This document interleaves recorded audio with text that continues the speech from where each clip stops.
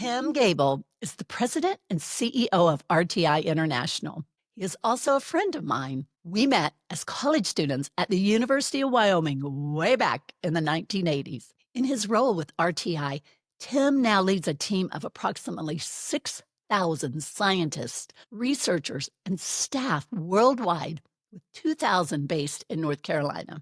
From assistant, statistician to CEO, Gabel has dedicated his entire 40-plus year career at RTI to improving the human condition. The organization's vision is to address the world's most critical problems with technical and science-based solution in pursuit of a better future. RTI serves 1,200 clients in more than 90 countries. Lego.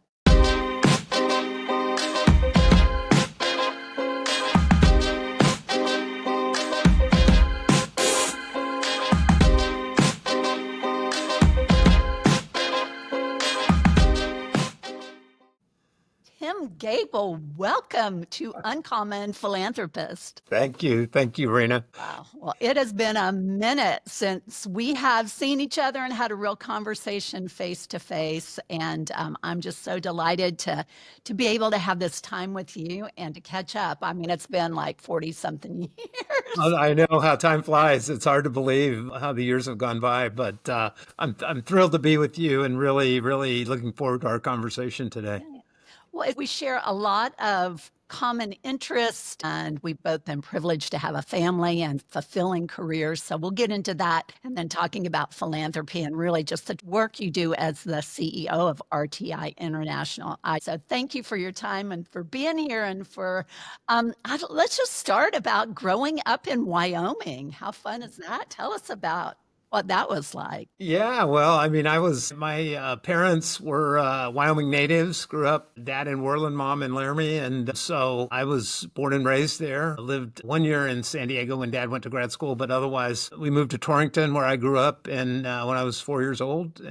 That's kind of a wide place in the road, is it not? Yeah, exactly. Right on that Nebraska border. And so spent, all my formative years there. Dad was a school teacher. Mom was a bank teller. And so that's my upbringing. So what, as a boy growing up in Wyoming, I mean, I think you were athletic, so you did sports. What else would you do for? Well, I mean, as you know, in a small town, high school, kind of everybody did everything. So we played, I played all the sports, football, basketball, ran track, but I was also on, the speech and debate team. I was in musical theater. Oh, really? And I was Little Abner in the Little Abner play. So, it was kind of all hands on deck in high school activities. And so, when it came time to make a college decision, I really didn't have any exposure to what might be. I was recruited briefly, actually, by the Army to run track at West Point. Wow. And decided I didn't feel like I was cut out to go that lifestyle, and had some recruitment from Johns Hopkins. I had made very good grades in high school and so forth, but I ended up getting a scholarship to the University of Wyoming. And so that was kind of the natural path for me. My mother had grown up in Laramie. My grandparents lived in Laramie. And so that was a pretty easy decision for our family for me to go to the University of Wyoming. And that's what I ended up doing.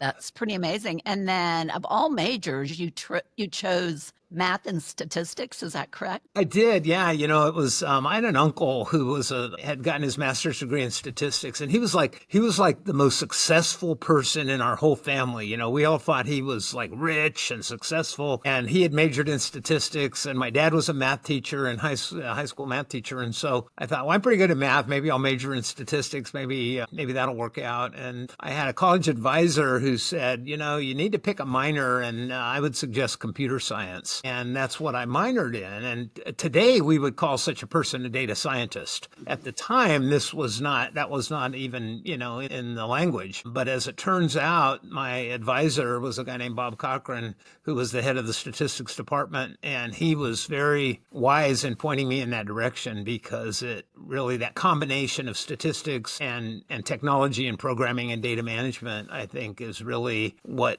I spent the first third of my career probably in that space. But, at the time it was just, when you go to college, you just kind of pick something that you think you might be interested in without having a lot of insight, or I didn't have any insight anyway to what that really even meant, other than maybe Monday Night Football. They always thank the statistician. So I probably had some thoughts about maybe that's what you did in that kind of a job. I didn't know. For sure. Well, I can remember the first word I heard about you. So you were a hasher at the sorority I was in, Pi Yes. Beta Phi. And people ask me, what is a hasher?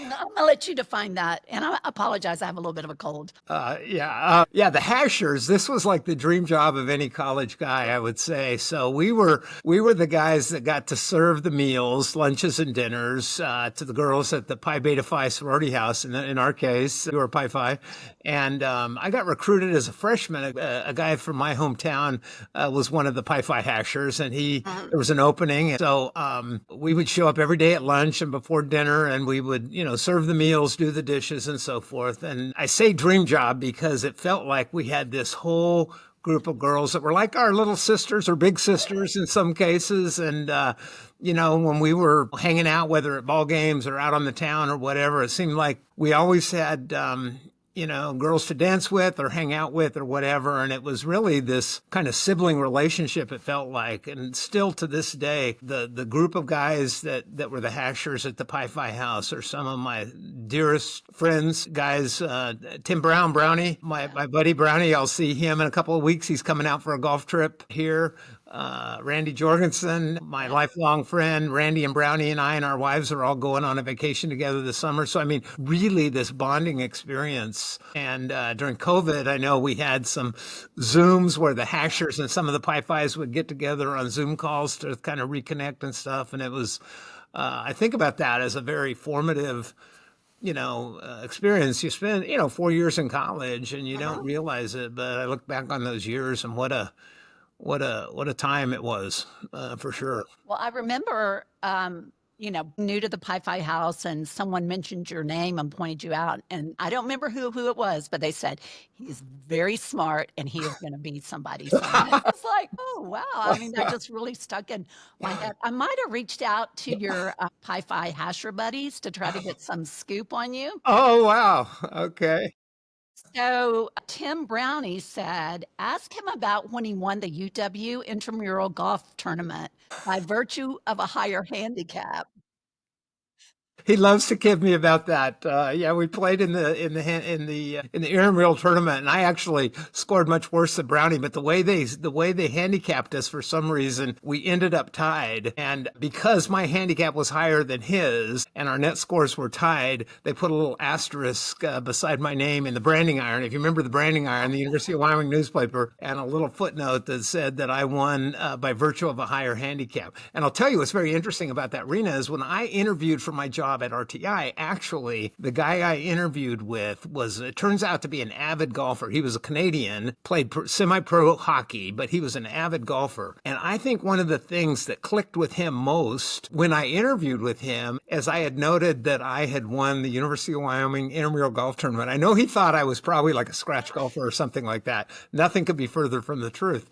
But we probably talked golf for 15 minutes during this job interview. So, Brownie has never let me forget that by virtue of a higher handicap. But Well, that is such a great, that's such a great story. Okay, so let's talk. You graduate from the University of Wyoming, and I'm sure you had a very high GPA. Of course you did. And then your first job was what? Well, it was interesting. I graduated, but I really didn't have job prospects at the time. This was 1983 is when I graduated.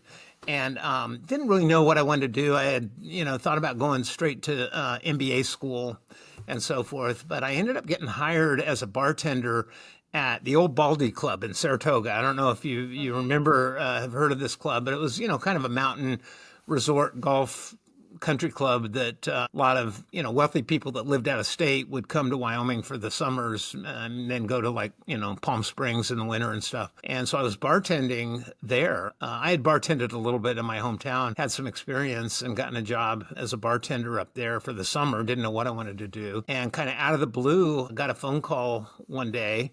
Actually, my parents got the call, and then they called me and said, hey, Bob Cochran, which was his college advisor that I had mentioned to you earlier, said he might have a lead on a job prospect for you if you're interested. So turned out RTI, where I work today, won a new project, and they were hiring for an entry-level statistician. And so this was probably in the middle of the summer sometime. And so I called, and they said, well, the person that's hiring for the job is going to be in Des Moines, Iowa. If you can get yourself to Des Moines, Iowa, and interview for a job, we'll talk to you.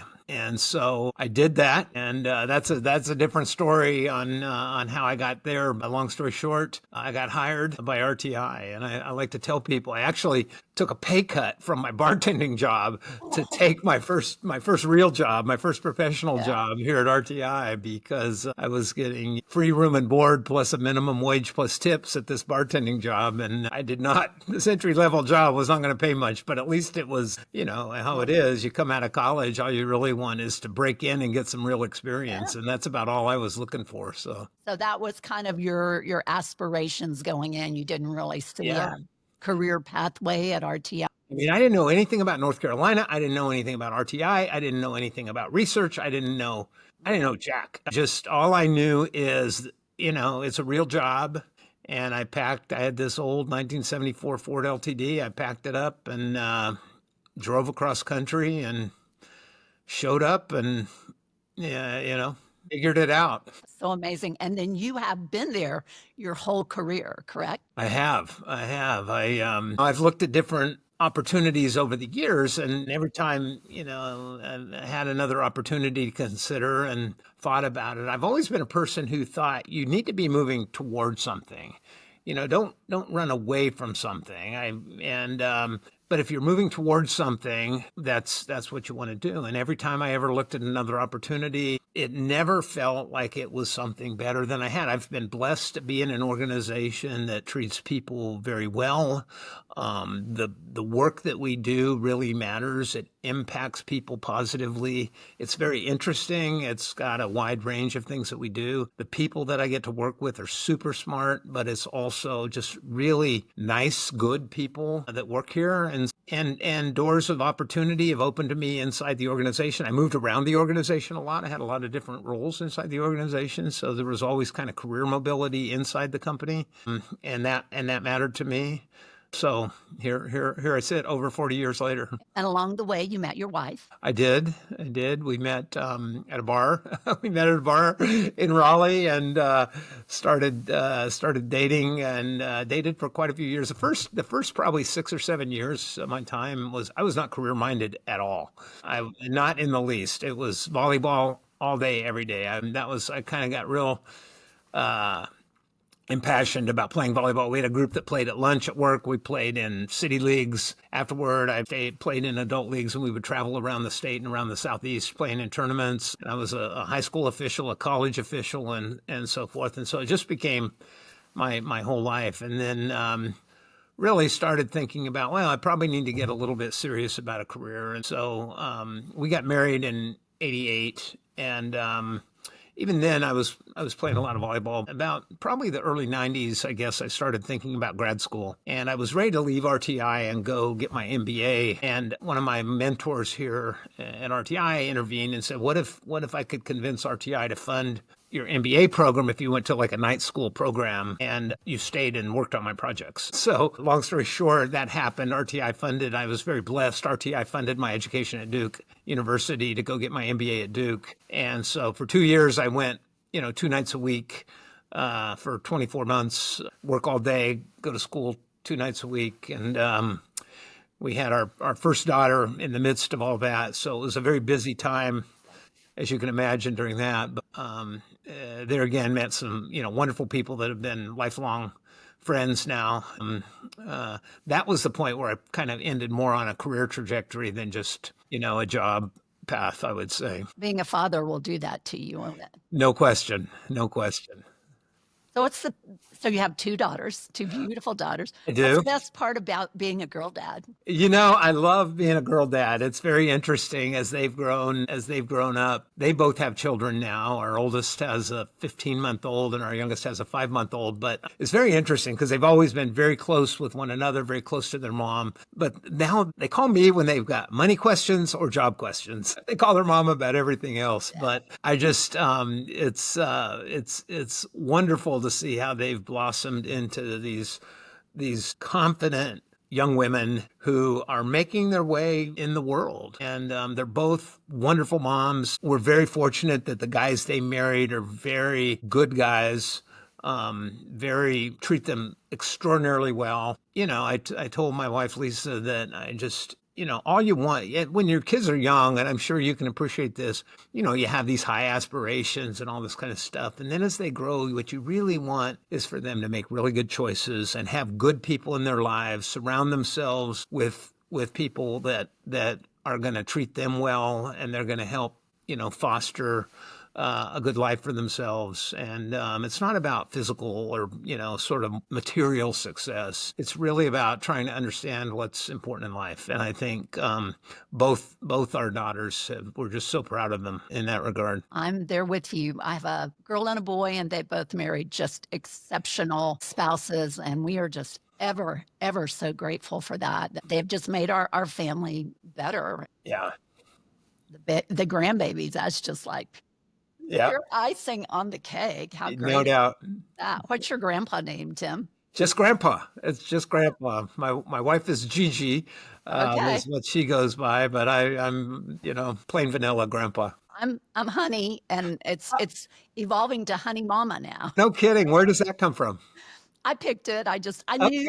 knew somebody who was a honey, and I'm like, that's a really sweet That's great. I love that. honey mama. Okay, well, I want to get into RTI a little Okay. bit and would love to know, how do you explain what you do to people? Okay. Well, so let me tell you just a little bit of the backstory about RTI. So in the late 1950s, this region of North Carolina, which is called the Research Triangle Park, didn't exist. But this part of North Carolina had an issue in terms of economic development. We've got these great universities, Duke University, North Carolina State University, UNC Chapel Hill, all within a very close proximity. But there was a brain drain problem because if you didn't work in textiles or furniture or tobacco, you would come out of these great universities and have to leave the state or leave the region to find a job. And so the leaders of the state and, state government, the university leaders, the business community came together and conceptualized this notion of a triangle because the three universities kind of form a triangle, branded this a Research Triangle Park. What they decided is that they would try to recruit businesses to come start doing research and development here. That would create jobs for university graduates to stay. It would create jobs for university faculty to collaborate on R&D kind of activities, but they needed an anchor tenant. And so this is how the Research Triangle Institute, which now RTI International, was created. So we were given a campus, but we've got a 180-acre campus with about 15 buildings on it. And we were given that campus and a $500,000 grant to get started. And then they could market the park to say, you don't have to be the first company here. We've already got one here. And by the way, it's affiliated with the three universities. But think of it as sort of research for hire. We're a nonprofit, but we are not like a charity. We don't have donors. We don't have a development office. We don't have any of that. We compete for grants and contracts. We write proposals. It's a professional, sort of professional services business model, really. In the pharmaceutical industry, you might call it a contract research organization or a CRO. And so we work predominantly for the federal government. About 80% of what we do are grants and cooperative agreements and contracts for the federal government. But we do everything from laboratory-based research, developing drug compounds or chemical compounds that eventually make it into pharmaceuticals, to new technologies for energy. We do a lot of work in the area of healthcare research, thinking about how do you run media campaigns. I know this would be maybe an area that you'd have some expertise in. Like, how do you run marketing campaigns and media campaigns that change behaviors in people, behavioral health, I think. Thinks about substance use disorder, understanding what is the pathology that helps people change their behavior that could help them either if they've got addiction issues, resist those. Obviously, they go to treatment, but how do you understand some of the dynamics around the opioid epidemic? Or we work in healthcare financing. What are some of the new payment schemes that would help think about simplifying the U.S. healthcare payment system? We work for pharmaceutical industry. We work for the energy sector.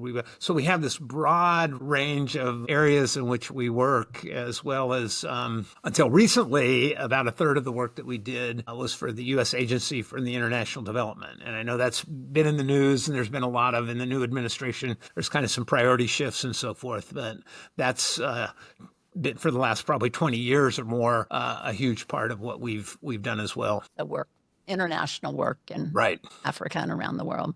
Wow. And improving the human condition, that's really kind of the foundation of your existence, right? It is. That's really powerful. Can you just explain a little bit more what that means in terms of the work you do?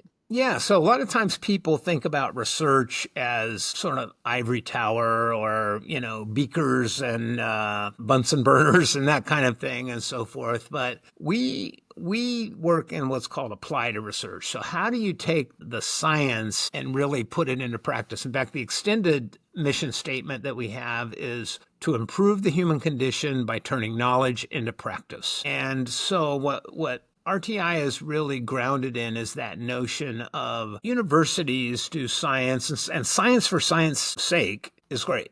But, what we get excited about is putting science to use to make lives better, really bringing data-driven solutions, science-based solutions to bear on some of the biggest problems, whether it's, dealing with the impacts from climate change or issues there. How do you really help farmers become more resilient in the face of drought and some of the issues that they have there? What are the methodologies that really help children learn better? And how do you bring that at scale to help, not just one kid learn, millions of kids learn? How do you implement that in a really scalable way to make that happen? And so improving the human condition can happen one at a time and it can happen 10 at a time. And what we've become good at over the years is, like I say, doing things at scale, doing it in a complex system way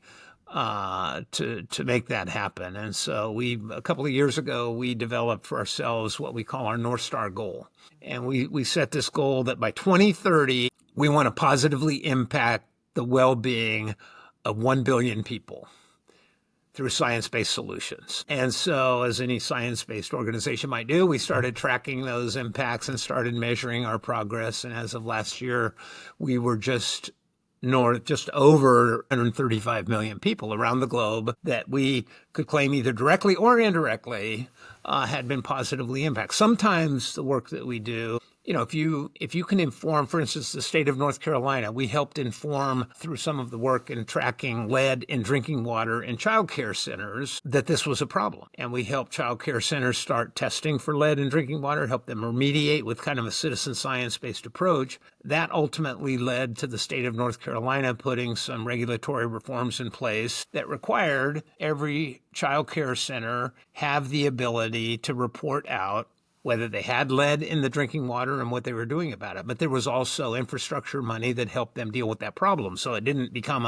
they weren't afraid to report that because there was a mechanism that didn't cost them money to deal with that problem. And so in that case, we said, we confidently believe that the work that we did that led to this regulatory reform positively impacted every daycare center in the state of North Carolina and every kid that goes to a daycare center in the state of North Carolina. So, we try to really connect the dot, and this motivates our employees, frankly. There's a lot of people that come to work here that could probably make more money elsewhere. They could probably do better financially elsewhere, but they get really excited about that notion that what I do is hitting a bigger purpose than just, making a paycheck. It sounds like it must be highly collaborative instead of just, I think of research as being kind of a solitary field, but the way y'all are approaching it seems very... Yeah, it really is. That's, again, part of our kind of competitive advantage, maybe I would say, is we tend to go after big projects that require kind of a team science approach. We're very broad, so we have a lot of different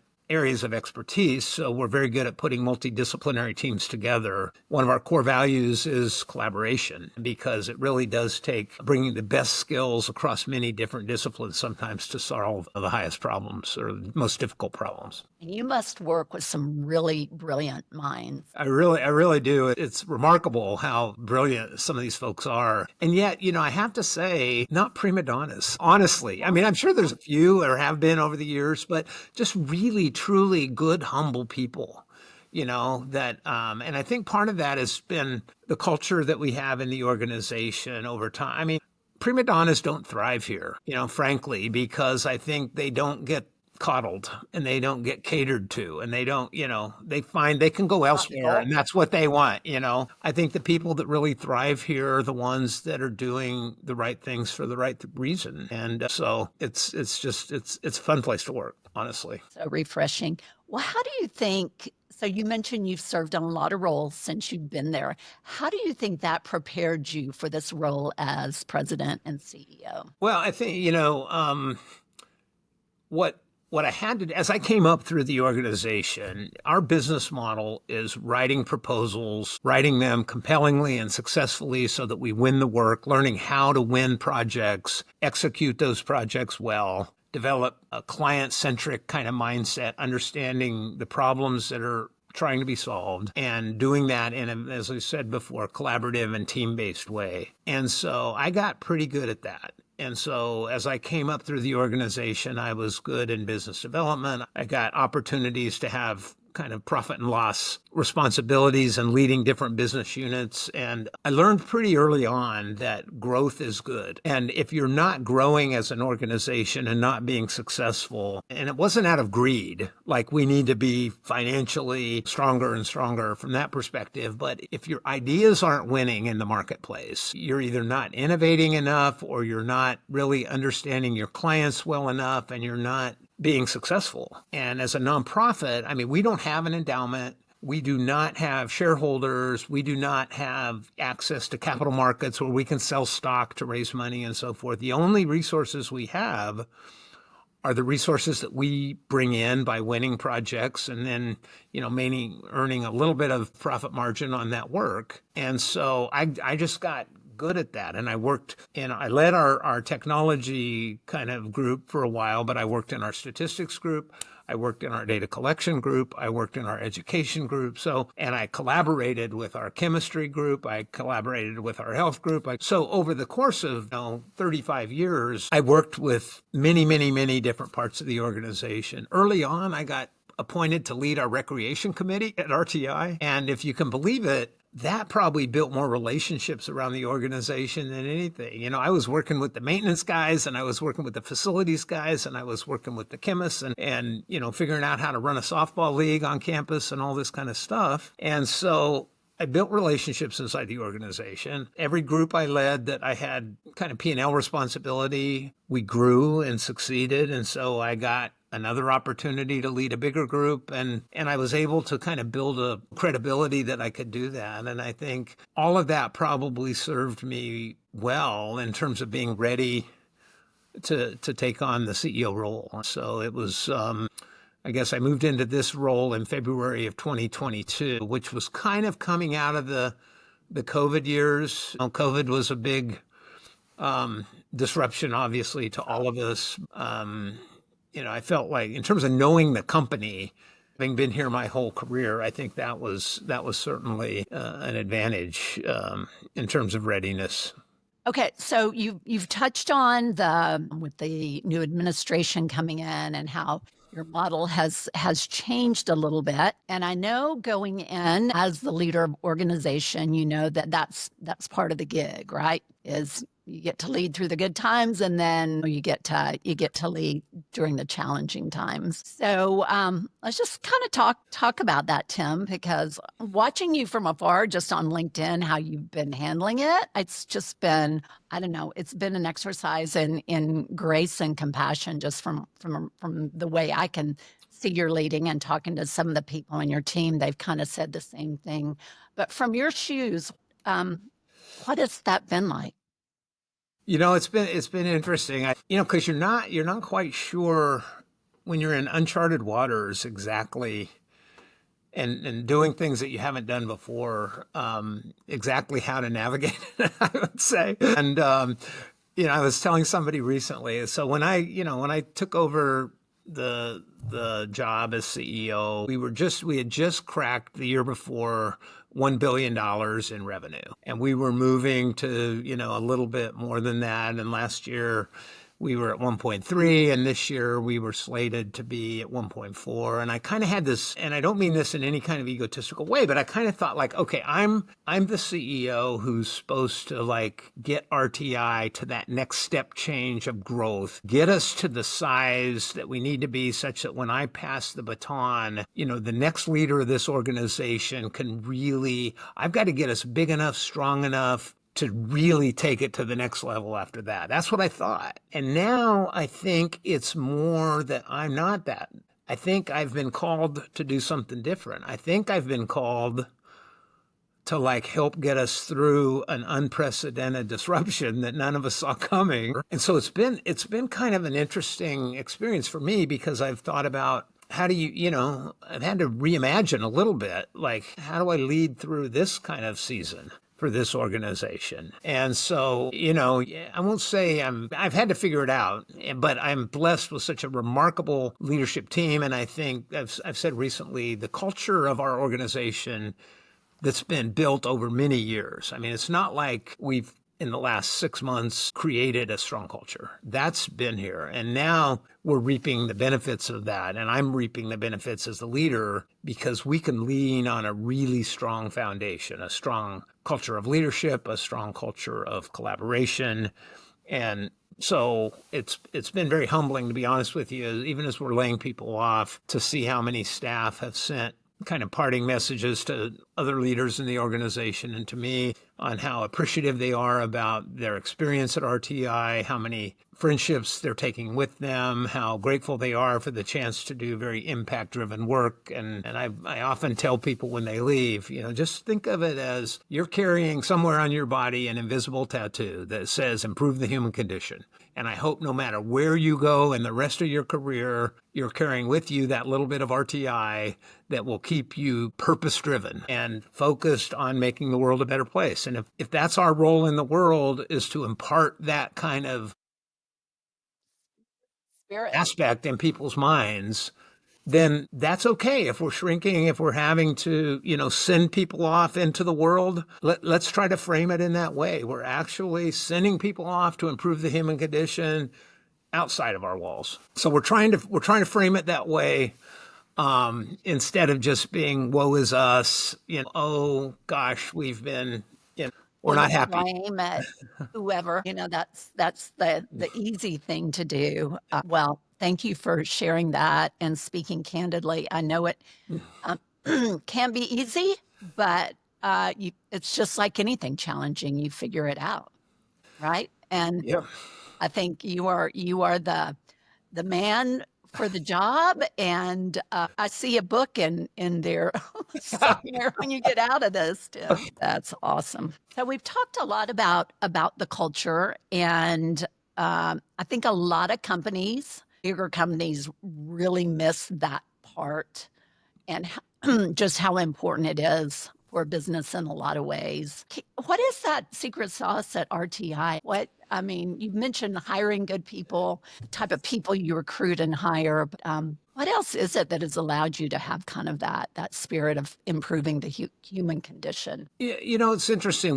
We've been talking a lot about our culture of late, because we're trying to think about, as we come through the current disruption that we're in, we're really trying to reimagine our future state, and what are the elements of our culture that we're trying to retain, and what are the kind of aspects that we're going to have to pivot to be successful in the future. And I think what we've been and want to retain is a very people-centric. Several of my predecessors in the CEO role decided that one of the elements that we wanted to foster is a culture of leadership. And by that, I don't mean big bosses and all that kind of stuff, but we're going to invest in our people. We're going to invest in their ability to work in teams and their ability. I'm a believer that you don't have to be a boss or a supervisor to be a leader. Every person can be a leader. I'm a sort of a believer in the concepts of servant leadership. And I believe in the notion that people can lead other people regardless of what level in the organization they are. And so we've spent a lot of time and money over the years in developing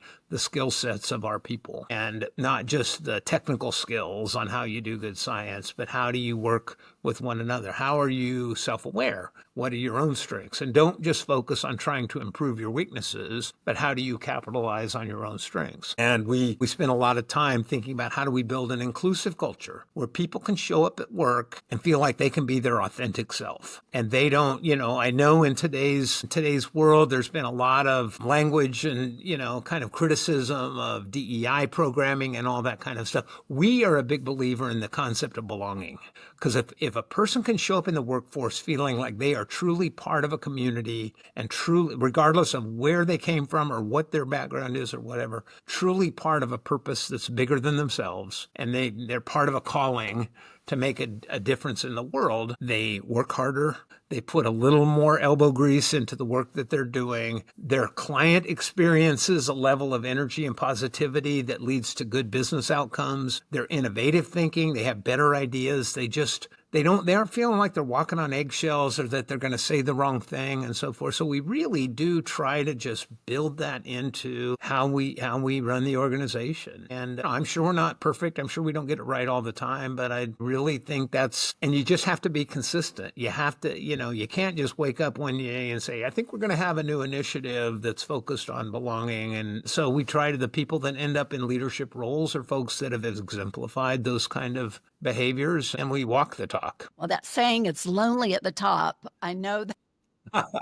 I know it's got to be. And my pastor, Andy Stanley, talks about the weight of a leader's words and how those words are very heavy when you're leading something as big and complex as RTI, and just to have all those eyes on you to see how you're going to navigate. Tim, really great job just being authentic and kind and a good human. And so many times people that hit that CEO ladder rung, they just kind of lose that kindness aspect of who they are. It's really, it's humbling. I'll tell you, I had a very, as I say, we've been saying goodbye to many, many colleagues, and I had a note last week that just hit me right in the heart because of one of the young staff members that was leaving sent me a note saying, tomorrow's my last day. I want to just thank you for everything. And she said, I never will forget the day you walked into our meeting and I had brought coffee from Guatemala, and you were so gracious in thanking me for the cup of coffee from Guatemala and so forth. Well, I don't remember that meeting at all. Okay, I don't remember that. And yet I'm reminded that one of the things that my predecessor told me when I came into this role, he said, never forget, every time you interact with one of the staff members at RTI, you may not remember it, but they're going to remember it probably for a long time. So just keep that in mind. And this was a reminder. And I think your pastor's a very wise person that's it's true. I mean, your words get amplified, your words get taken. There's a leadership writer that I follow, a guy named Marshall Goldsmith, and he was telling a story about another CEO who says, will it matter before he speaks? Because this CEO had said what he had learned is, sometimes when he says something and he intends it to be kind of an order, it's taken as an order. And sometimes when he says something and he doesn't intend it to be an order, it's taken as an order. And so you have to, you kind of have to be careful sometimes. But I don't know. I was raised by a family that believed in kindness and humility and treating people with respect, no matter who they are. But it is true that I think that the respect we show others is very important, and everybody deserves to be shown respect. I don't care what their station in life. Kindness goes so far, especially in a difficult situation where people are losing their job. I know I went through a layoff at one time in my career, and the CEO was the exact opposite of you. He was not a very kind person. And I to this day, I just kind of really don't have good thoughts about him, and I think if he would have handled it different, it just would have been better for all of us. So, well, I'm going to read this because it was so good. And I actually did a lot of work on these questions, Tim, because Okay. what you do is like really challenging stuff. So I wanted to try to grasp it. But in an article for Medium, you shared a favorite quote from Albert Einstein, and it said, "Only a life lived for others is worth living." Then you went on to say, "I try my best to view what I do through the lens of making life better for others, our staff, our clients, and those who benefit from our research." That is a very philanthropic approach, to be in service to others by working to make their lives better. If you could share more about where kind of that comes from. Yeah, I'm not sure exactly where it comes from, to be honest with you. I've always felt like a big part of, sort of who I am is to have kind of a customer service mindset. I used to give an orientation session to new employees, and I would encourage them to have a customer service mindset, not just with our clients, but with one another. The work that we carry out in our jobs, usually what we output is an input for somebody else, and try to think ahead for that. But as I say, I've spent my entire career in an organization that was built and dedicated to improving the human condition. So it's sort of been ingrained in me for a long time that what we're trying to do is make the world a better place, make lives of people maybe who are in much more disadvantaged situations than we are better. So partly it's the world in which I've grown up professionally and so forth. But I also think that the career path I've taken, so like I say, I got my MBA. I didn't get a PhD. I'm not one of the highly published scientists that we have in the organization. And I realized my path at a place like RTI was going to be more like trying to keep the bureaucracy and the management BS out of the way of the really smart scientists that were doing the really important, impactful work. I never believed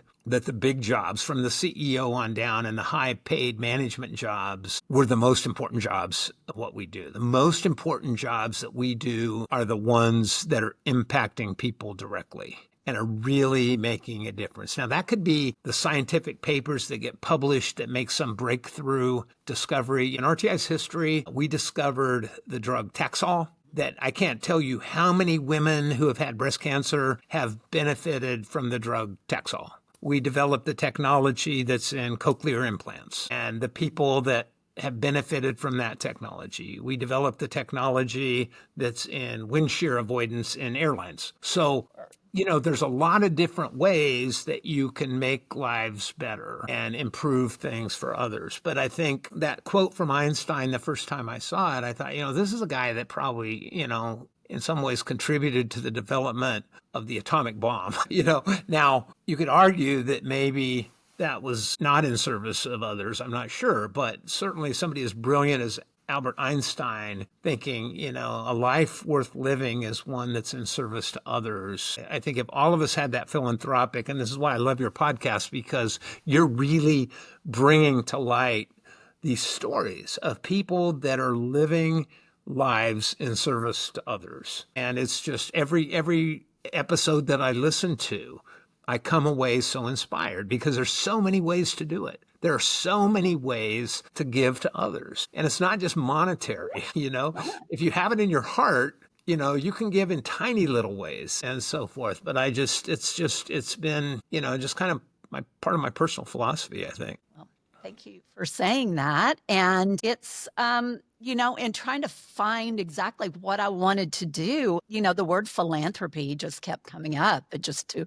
inspire people to reach for philanthropy. And a lot of people can't even say it. They kind of stumble over the word philanthropist because they think that could never be me. I'm not rich. So many people have that rich person connotation, and it means love of humanity. It's like if we were all reaching for that more, to love one another well and better, we talk about improving the human condition. And Absolutely. I mean, there's no question. I think that you're right. I think people have this connotation of, like Bill Gates or Warren Buffett or Andrew Carnegie or, these very, very wealthy people that give away billions and billions of dollars. But I mean that it's a spirit.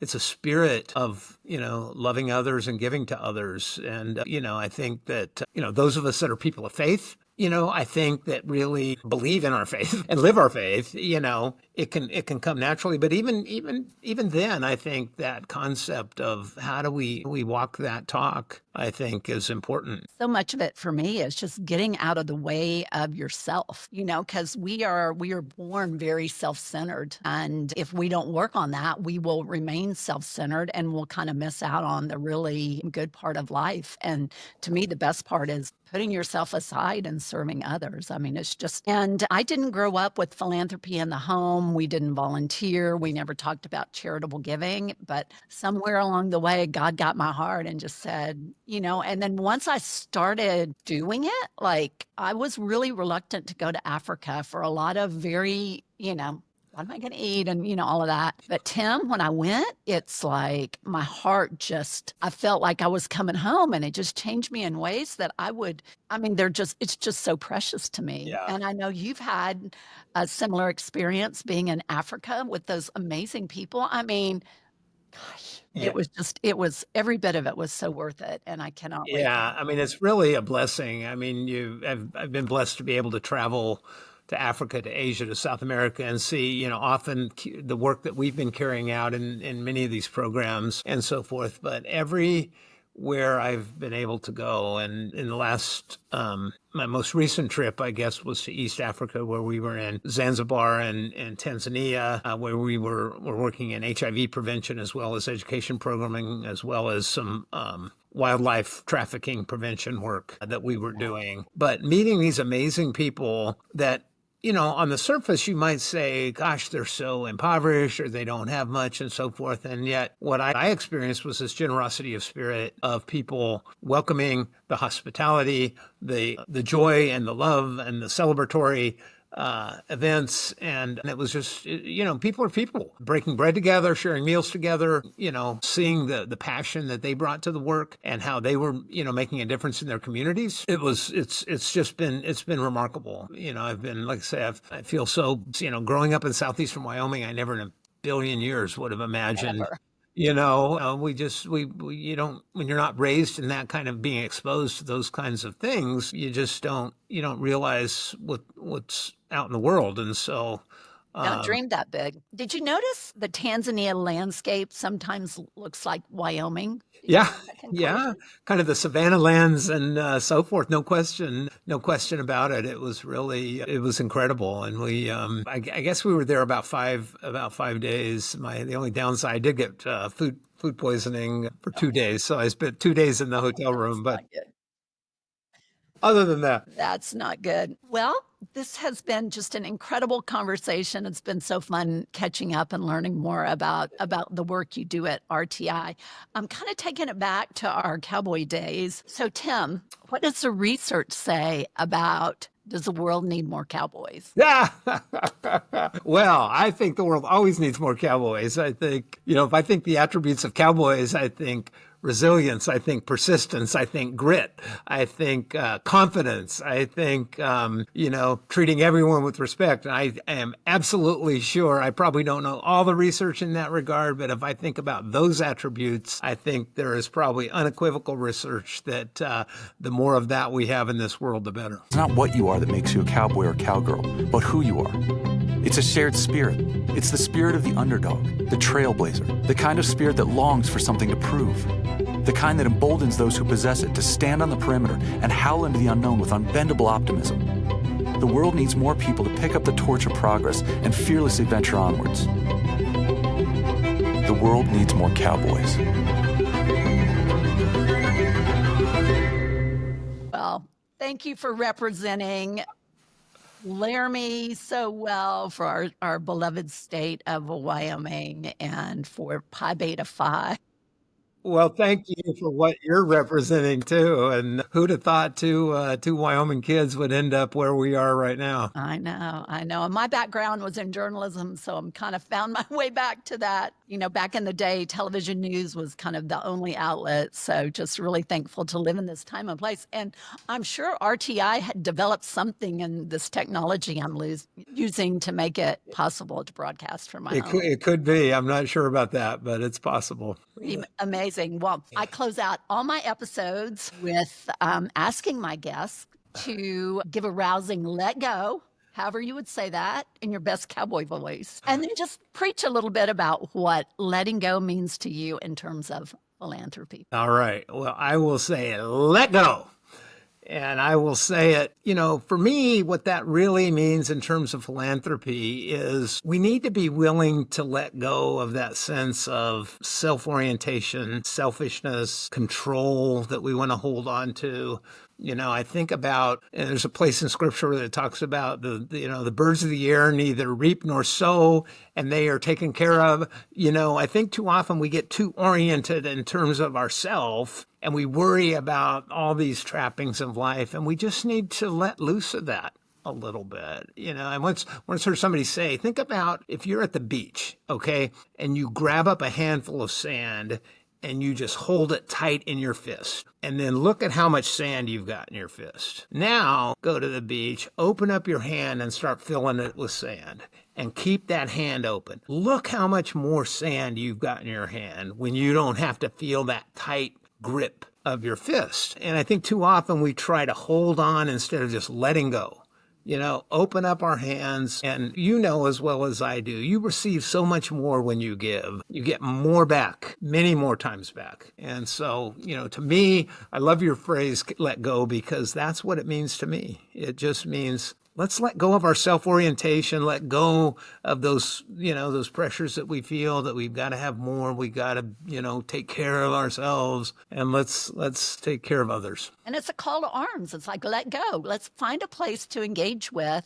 Find a nonprofit that you care about, volunteer, just get involved. There is an infinite number of ways. There is an infinite number of ways to be philanthropic. Right. And be kind to the people you work with and the family. Philanthropy starts at home first and foremost. Be kind to the people No question. that No you're question. doing life with. I think more and more now that I've got grandchildren, the more we can imbue that spirit in the next generation and the generation after that and the generation after that. What better legacy can we try to have than trying to create more kindness in the world? Well, I love you balance what you do with, not only brilliant minds, but also good people and the kindness. I think that is such a winning combination. Do you remember Dr. Laura's radio program? She was a psychologist. I remember one time she said, we don't need more smart people. We need more good people. And, I love that. It's good to have both, but it's like, we are our brother's keeper. Let's be there for each other. No question. Keep up the great work. Yeah, I think I'm excited to see that book. Yes. Well, you keep doing the same. I love your show, and I appreciate you asking me to speak with you. I really do. Well, and thanks for being such a cheerleader of uncommon philanthropists. You just never know when people are going to, really give a rallying cry, and you've been that person for me. So thank you, great. Tim. I really appreciate it. Okay. All right. Thank you so much, You Tim. take care. We'll see you later.